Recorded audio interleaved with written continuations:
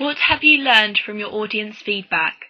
I try to gain audience feedback from all three products and make sure that I appeal to my target audience through all aspects. We showed two people our draft version of our film before making the finishing touches. We explained that it wasn't the finished product and that it still needed improvements regarding fading in and out of music within scenes, and also some shots that needed to be cut down. Max and Flynn, two people we asked to watch our film, gave us some great feedback on things they felt that needed improving, and sections they thought were really effective.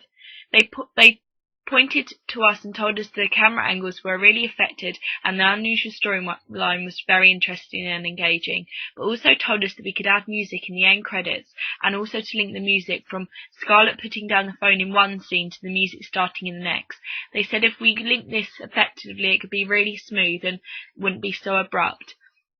This really helped us to work together in the editing process afterwards to make sure all scenes were all as precise as they could be to create the best atmosphere. When we asked our media group to watch our film so we could gain more feedback, we asked them some questions after the screening. We gained some great feedback where everyone said the film was overall really impressive and they liked the storyline. One of the questions I asked was, do you feel the filter was used effectively? Chloe Hammond responded by saying, yes, that's my favourite part, the low saturation because you can still see some of the red. Semiotics were very clear. Sophie Barnes also said, it still made it clear because although I was unsure if it was black or white or colour, it clearly used the best of both. Even though our film is neo-noir, do you feel we use typical conventions appropriately? Someone said, smoking and the lines and the shadows and railing section was used very effectively and the mirrors and reflections really showed film noir conventions. The only thing they said we could improve on was focusing more on the husband. They said it wasn't too clear that the husband was abusive. So if we were to do this again, we'd make sure that sections we added would explain more about who the husband was and his whole background. Another question we asked was, what do you think of our soundtrack? Everyone agreed they really liked it and it was nice because it was modern. Having the opportunity to gain audience feedback and watch other groups film noir as well really helped me see the variations of how you can make a film noir different and how every group had a completely different type of film with different aspects to it, even though we were set the same task.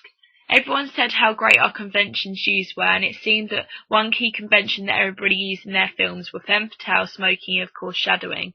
The only criticism we received was that we could make the husband character a bit more clearer, which I explained earlier, by making the storyline that he was involved in explain that he was abusive instead of cutting out scenes that we did film a lot of the husband and explain the situation between him and the Scarlett, the wife.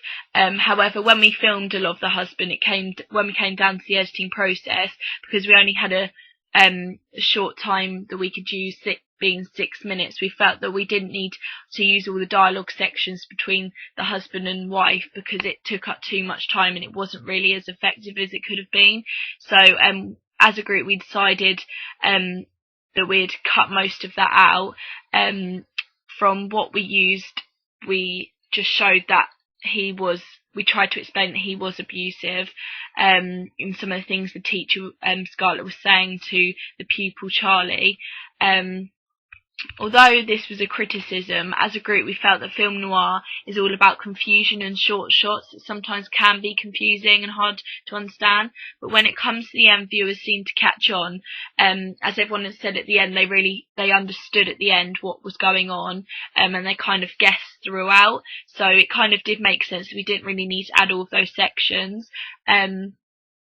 Also from my poster, audience feedback, I learnt a lot that placing the writing was important in the right section on your poster. As I asked Reese McAvoy in my class for some feedback on my poster, he thought that my poster was really good and he gave me some feedback on what he thought.